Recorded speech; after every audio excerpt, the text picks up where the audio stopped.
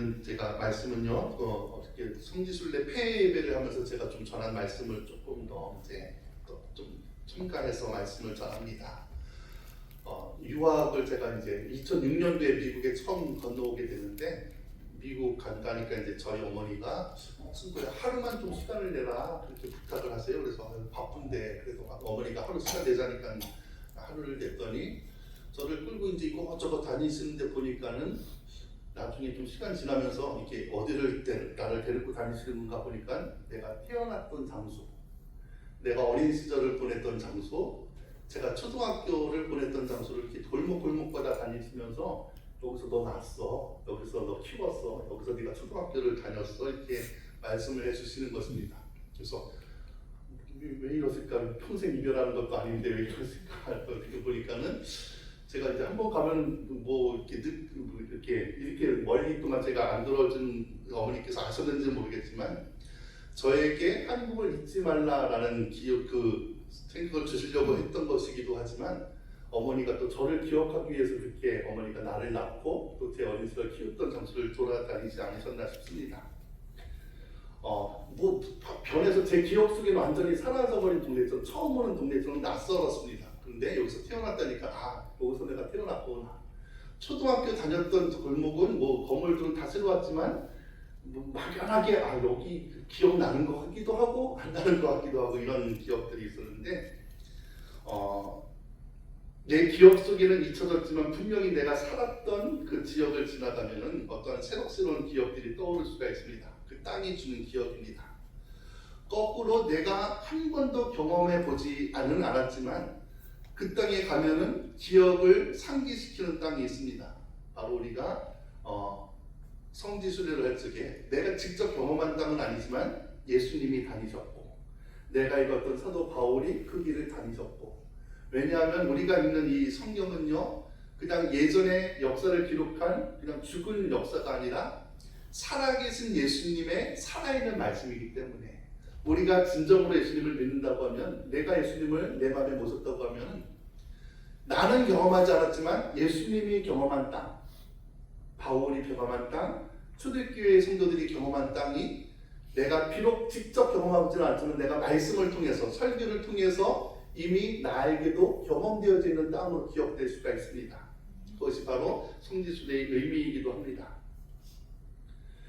우리가 공유하는 기억은요 그 땅에 대한 기억이 있는데, 제가 말씀드린 내가 직접 경험하지는 않았지만 근데 나에게 남겨져 있는 기억을 칼 융 같은 그런 심리학자들은 원형이 되는 기억이라고 합니다. 그러니까는 우리가 유전을 통해서 대대로부터 전해져 오는 기억. 그런데 그것을 조금 신앙적으로 연결시키면은 우리가 믿는 자이기 때문에 내가 한 번도 가보지 않았지만 예수님이 낳으신 땅 베들레헴에 가면 그 감격이 얼마나 새롭겠습니까? 예수님께서 십자가에 못 박히신 그 땅에 가면 또 그 감격이 얼마나 새롭겠습니까? 그렇게 그러니까 우리에게 근본적인 내가 그리스도인이기 때문에 경험되는 그런 기억들이 있습니다.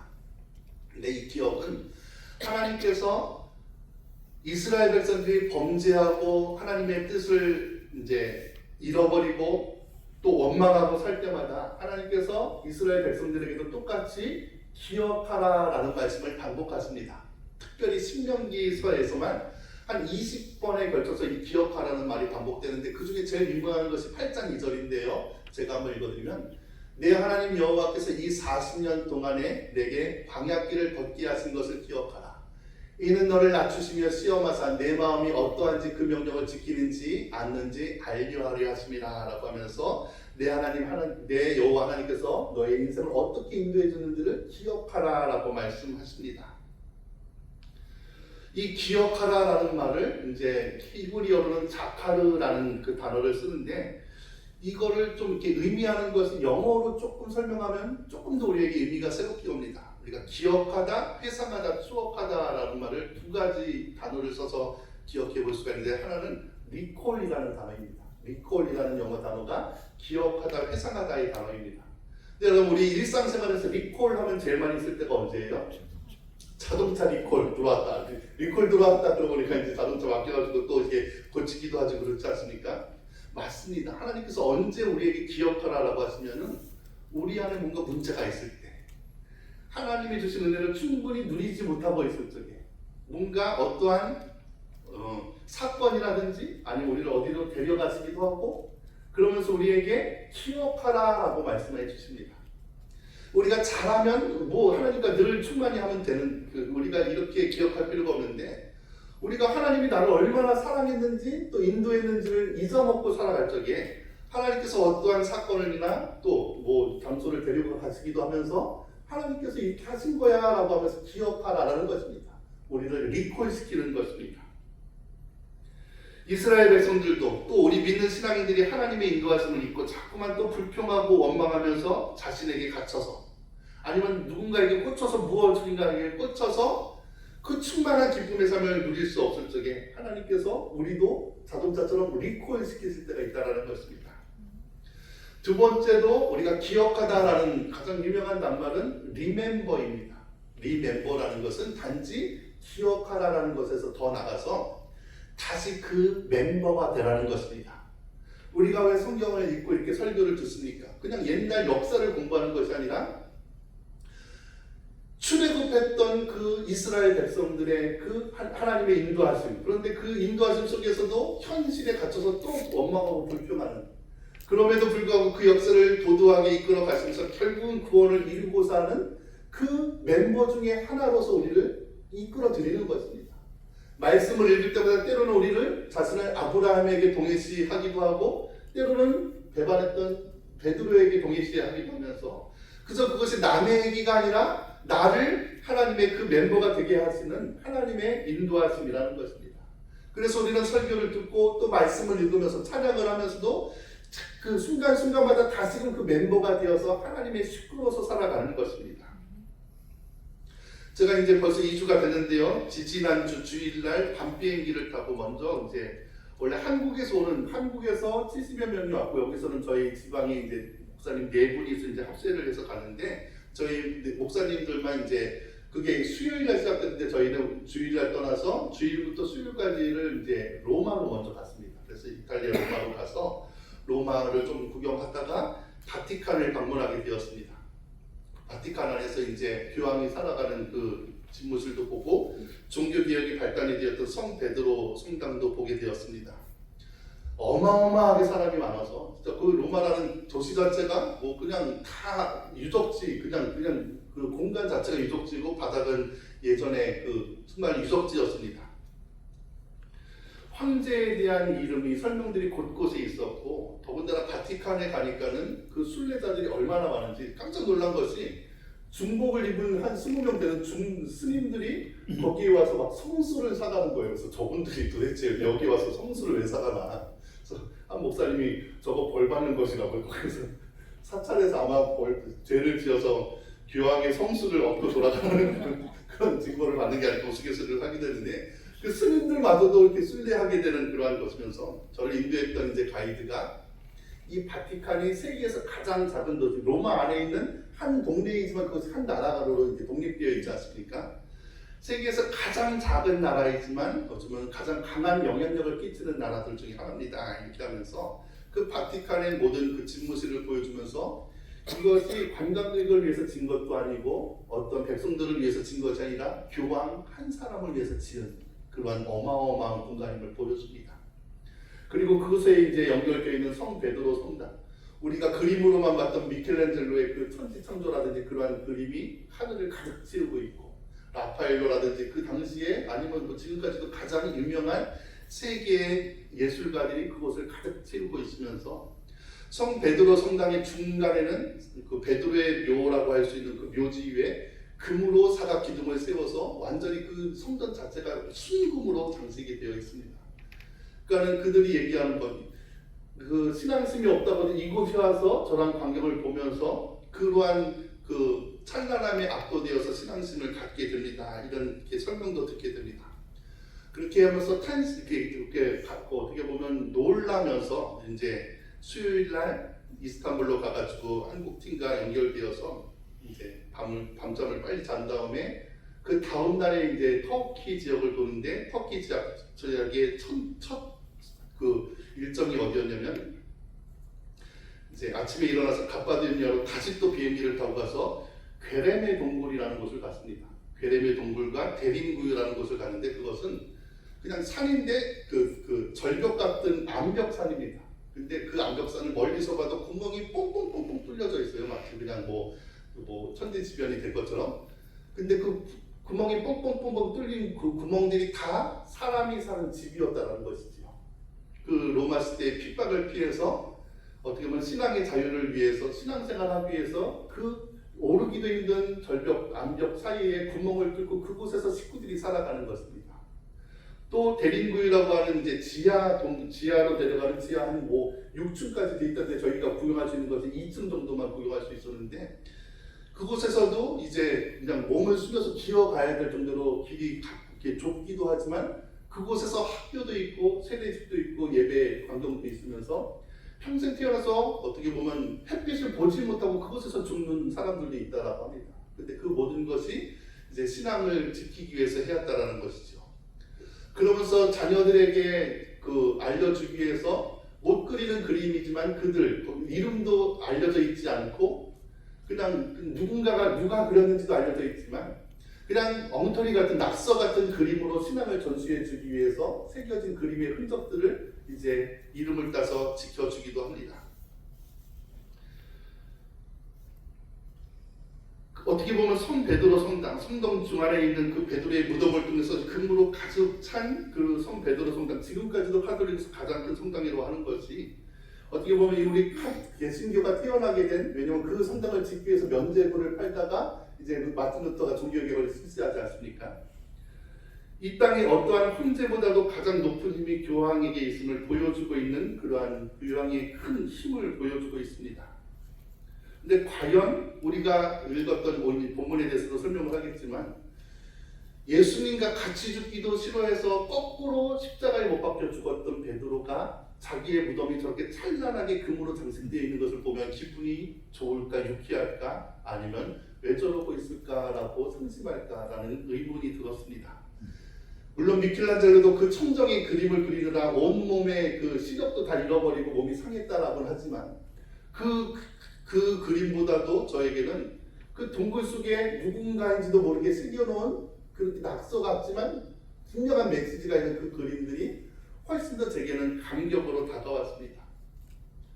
그리고 이제 그 터키에 있는 같은 그 그리스에 있는 7교회를 돌면서 저는 이 지역에서 목회하는 목회자님들 얘기를 들으면 참 이 지역이 목회하기가 쉽지는 않은 동네입니다. 동부나 남부에 비해서 샌프란시스코의 그 영적으로 타락한 그 영향도 있고 또 실리콘밸리의 그 과학적으로 첨단을 달리는 그러한 그 세계관도 있어서 벌써 AI를 향해서 예배드리는 교회들이 생겨날 정도로 이렇게 영적으로 이렇게 쉽지 않은 동네입니다.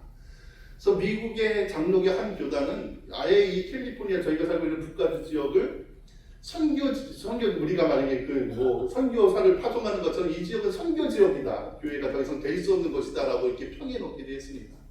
그래서 저희들도 목회하다가 그냥 견디는 것이 목회이지 우리가 부흥을 하고 이런다는 것은 꿈에 좀 욕심을 내려놓을 때도 있었지만 그 사도 바울이 걸었던 초대교회 성도들이 걸었던 그 곳곳마다 아테네의 신전들이 서 있고 그 신전이라는 것은 어떤 신전입니까? 낮에는 그 신전의 사제들이 예배를 드리지만 밤에는 그 사제들이 여사제들이거든요. 여사제들이 이제는 매춘으로 돌변하여서 결국 그 제사의 끝은 항상 음란한 행위로만 마쳐야 되는 그 중심에 가는 곳곳마다 교회, 물론 지금은 없어졌지만 교회의 흔적들이 세워져 있고 그곳에서 바울이 초대교회 성도들이 그곳에서 교회를 세워가면서 우리에게까지 복음을 전해 주었다라는 것입니다. 그래서 그곳에서 저에게도 굉장히 도전이 되고 핑계될 수 없는 하나님의 복음은 그렇게 우리가 어떠한 환경에서든지 핑계될 수 없이 역사하는 믿음이구나라는 것을 깨우치게 되었습니다. 이 기억하라, 다시 부르시고 다시 멤버가 되신 이 기억하라는 예수님조차도 이제는 마지막 최후의 만찬 시간에 자기의 살과 피를 내어주시면서 성만찬을 베푸시면서 나를 기억하라 라고 했는데 사도 바울은 고린도전서 11장에 예수님의 이 기억하라라는 말을 좀 바꿔서 기념하라라는 말로 바꾸어 놓습니다. 23절 24절을 제가 읽어드리면 내가 너희에게 전한 것은 주께 받은 것이니 곧 예수께서 잡히시던 밤에 떡을 가지사 축사하시고 떼어 이르시되 이것은 너희를 위하는 내 몸이니 이것을 행하여 나를 기념하라 하시고, 그리고 25절까지 읽을게요. 식후에 또한 그와 같이 잔을 가지시고 이르시되 이 잔은 내 피로 세운 새 언약이니 이것을 행하며 마실 때마다 나를 기념하라 하셨으니, 예수님은 기억하라 했는데 사도 바울은 이것을 기념하라라고 바꾸어 놓습니다. 기념하라와 기억하라가 어떻게 다른가? 기념하라는 말은 영어로서 코메모레이트라는 말을 씁니다. 이미 바울 때는 교회가 세워져 있기 때문에 개인적으로 기억하라는 것이 아니라 함께 모여서 주님의 행하심을 기억하라라는 것이 기념하라는 것의 뜻입니다. 그러니까 기념하라는 것은 한 개인이 과거를 기억하고 예수님 하나님을 다시 부르고 그 멤버가 되는 것이 아니라 하나의 공동체가 예수님을 기억하면서 살아가게끔 한 것이 기념하라는 것입니다. 그런데 매끼 식사를 하면서 포도주를 마실 때마다, 빵을 먹을 때마다 함께 모여서 주님을 기억하라 라고 하신 것이 바로 교회라는 것입니다. 우리가 이렇게 모여서 주님을 함께 예비하고, 또 예배가 끝나면 같이 식사하면서 또 주님 얘기하고 우리의 삶을 얘기하는, 그것이 바로 교회라는 것입니다. 오늘 본문은요, 가이사라 빌립보에서 그 유명한 베드로의 고백이 나오는 장면입니다. 예수님께서 하필이면 가이사라 빌립보, 가이사는 우리가 잘 알고 있는 캐시아르, 시저의 이름이고, 빌립보는 그 지역에 분봉한 그 빌립의 이름이었습니다. 적어도 황제의 이름을 딴 도시라면 그 황제를 향한 신전이 가득 채워져 있는 도시여야만 합니다. 예수님께서 그 당시에를 주름잡고 있는 로마의 황제 시저와 그 지역을 다스리는 시저가 파견한 분봉한 빌립이 있는 곳에 가서, 그 신전이 서 있는 곳에 가서 사람들이 나를 누구라 하느냐 이렇게 묻고 있는 것입니다. 그때 베드로가 상상할 수 없는 대답을 내었습니다. 주는 그리스도시요 살아계신 하나님의 아들이시니이다. 그리스도는 헬라어이고 이것의 히브리어 말은 메시아입니다. 그러니까 하나님은, 예수님은 메시아입니다 라는 고백이죠. 그것은 유대인들이 할 수 있는 고백이지만 중요한 것은 그 메시아가 바로 하나님의 아들입니다 라는 고백입니다. 여러분, 유대교에서는 지금도 예수님을 인정하지 않습니다. 왜냐하면 유일신 하나님은 한 분이시기 때문에 그 아들도 성령도 인정하지 않기 때문입니다. 근데 베드로가 주님을 따라다니면서 우리가 기다렸던 그 메시아, 그리고 이 메시아는 그 뜻이 뭡니까? 기름 부음을 받은 자, 유대인들이 기다리고 있던 그리스도 메시아는 유대인의 사회에서 기름 부음을 받은 자, 왕과 제사장과 선지자들로서 오시는 메시아를 기다렸던 것입니다. 그러니까 그러한 사람들을, 다윗의 같은 그러한 왕, 엘리야 같은 그러한 선지자, 모세와 같은 그러한 제사장이 오기를 기다렸지, 그것이 하나님의 아들이 우리에게 오시리라고서는 생각할 수가 없는 것이죠. 그런데 그것을 베드로가 주는 그리스도 메시아일 뿐만 아니라 하나님의 아들이십니다 이렇게 고백한 것입니다. 이것은 유대인의 생각에서는 절대로 생각을 할 수조차 없는 그런 기가 막힌 고백입니다. 그러니까 예수님께서도 바요나 시몬아 내가 복이 있도다라고 하면서 이것을 알게 하시는 혈육이나 육신이 아니라 하늘에 계신 내 아버지다 이렇게 설명하고 있는 것입니다. 거기까지는 베드로가 잘했는데 문제는 뭐냐면은 그 하나님의 아들이신 예수님이 이 땅에 오셔서 해야 될 일이 십자가를 지시고 부활하리라는 그것은 이해하지 못했습니다. 그렇기 때문에 예수님의 이 고백을 들으신 뒤에 이 고백 이후에, 예수님의 공생애는 이 베드로의 고백 이후와 이전으로 나뉘거든요. 이전에는 예수님이 하나님의 아들이심을 알게 하시기 위한 기적의 그런 사건들이 연속이라면, 이 베드로의 고백 이후에는 예수님께서 십자가 부활에 대해서 설교하시고 또 증언하시는 사건들로 가득 차 있습니다. 그러니까 베드로가 나는 이제 십자가를 지러 간다 하니까 절대 그렇게 되지 않습니다 하니까 예수님께서 사탄아 내 뒤로 물러가라 이렇게 말씀하시죠. 그러니까 베드로가 예수님은 하나님의 아들이시는 것까지는 고백했지만 그 하나님의 아들이 왜 십자가를 져야 되는지까지는 이해하지 못하고 깨닫지도 못하고 결국 십자가 앞에서 다 뿔뿔이 흩어지는 제자들이 될 수밖에 없었던 것입니다. 그 십자가 앞에서 도망치고 부인하고 하다가 제가 몇 번 증거했었던 요한복음 21장에서 부활하신 예수님께서 다시 제자들에게 오셔서 맨 처음에 밥을 먹이시고 자기를 3번이나 부인했던 베드로에게 네가 날 사랑하느냐 3번을 물으신 다음에 중요한 말씀을 하시는데 요한복음 21장 18절 말씀입니다. 한번 이렇게 보여주세요. 우리가 한번 같이 읽어볼게요. 시작. 내가 진실로 진실로 내게 이르노니 내가 젊어서는 스스로 띠띠고 원하는 곳으로 다녔거니와 늙어서는 내 팔을 벌리리니 남이 내게 띠띠고 원하지 아니하는 곳으로 데려가리라. 이것이 예수님께서 승천하시기 직전에 베드로에게 하신 말씀인데, 베드로는 예수님을 처음 만날 때부터 배와 가족들을 버려두고 예수님만을 쫓았습니다. 그런데 그렇게 예수님을 쫓은 베드로를 향해서 예수님께서 지금 하시는 18절 말씀은 네가 지금까지는 네 마음대로 신앙생활을 했지, 이제 앞으로는 하나님께서 인도하시는 대로 그렇게 살 것이다, 이렇게 말씀하시는 것입니다. 제가 가장 두려운, 이렇게 목회하면서 가장 두려운 것은요, 제가 목회하는 성도들이 이렇게 교회를 나간다거나 신앙생활 이렇게 교회를 나갈 수도 있죠, 상처 입을 수도 있죠, 또 그런데 불신자가 되지는 않을 것 같습니다. 그런데 가장 두려운 것은 저도 저 자신도 그렇고 여러분들도 그렇고 바리새인 같은 성도들이 될까봐가 제일 두렵습니다. 겉으로는 열심히 하는데 하나님의 뜻과는 맞지 않는 그런 성도들. 자기 나름대로는 열심히 했는데 예수님께서 이 땅에 오셔서요, 로마를 향해서 저주하지도 아니하시고 불신자들을 향해서 저주한 적도 한 번도 없습니다. 오직 바리새인들을 향해서 이 독사의 자식들이라는 것은 단지 그냥 질책하신 것이 아니라 너희는 지옥 갈 사람들이야, 이렇게 아주 버려버린 것입니다. 열심히 했는데도 예수님의 뜻대로 살아가지 않을 수도 있죠. 베드로도 그 장면에서 그랬습니다. 자기가 모든 것을 버려두고 예수님을 쫓았다라고 생각했는데 예수님의 평가는 너 지금까지는 네 마음대로 했잖아, 앞으로는 그런데 하나님의 뜻대로 이웃을 향해서 남을 향해서 그렇게 살기를 바란다, 이렇게 말씀하시는 것입니다.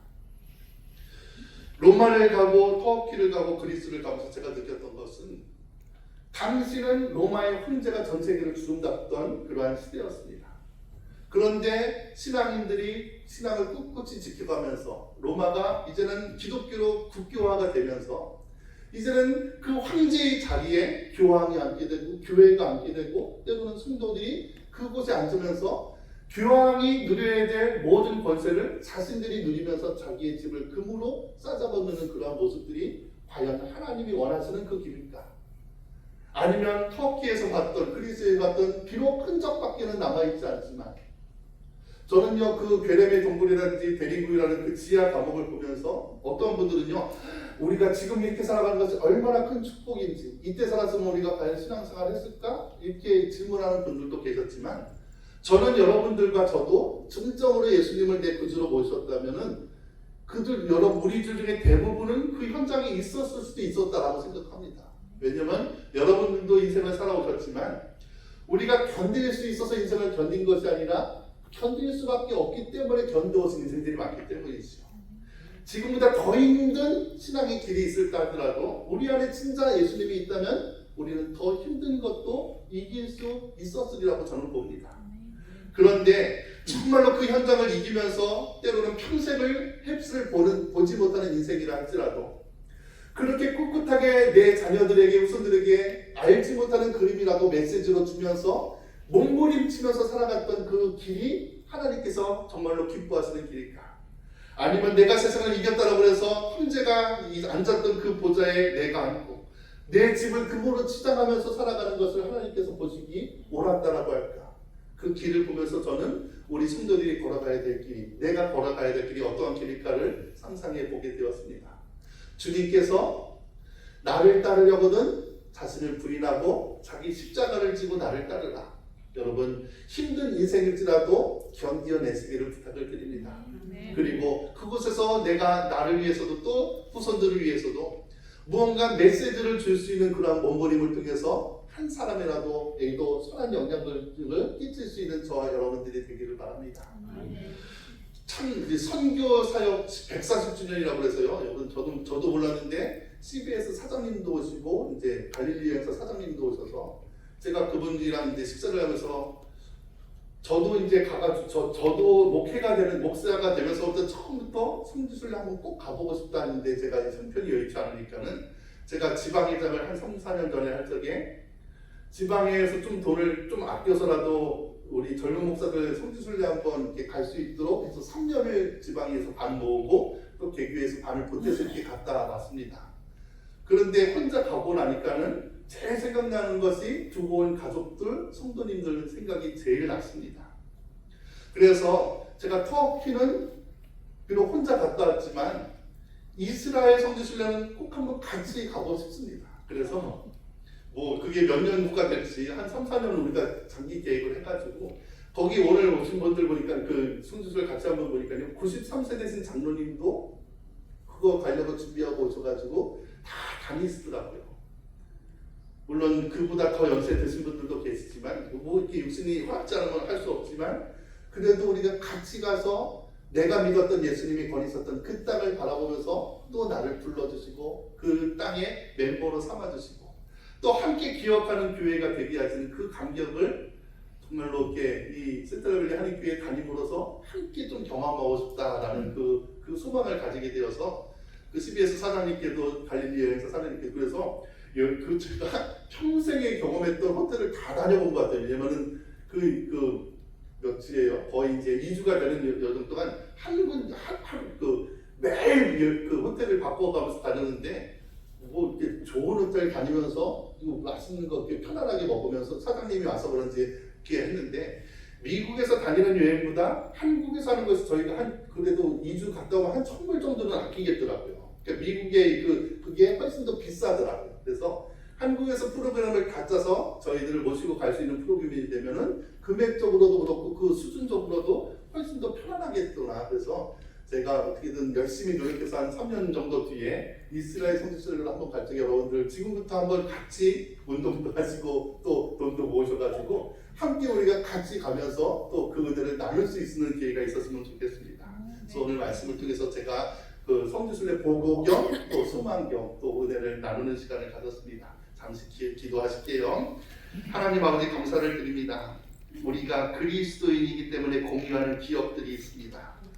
우리가 하나님의 그 은혜를 입어서 살아가면서도 날마다 그 현실에 부딪히면서 때로는 그 은혜도 잃어버리고 내가 살아가는 목적과 방향이 어디인지도 모른 채 살아갈 때가 얼마나 많은지 모릅니다.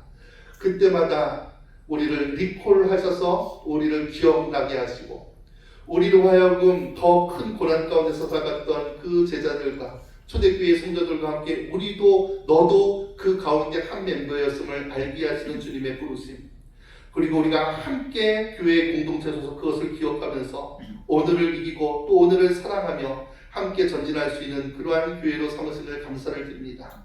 날마다 살아가는 순간마다 힘을 주시고 은혜를 주셔서 우리가 또 넘어질 때마다 리콜해 주시고 리멤버하게 하시고 또 코메모레이트하게 하시는 은혜가 우리 성도들 모두에게 있게 하여 주시옵소서. 예수님의 이름으로 간절히 기도드리옵나이다. 아멘.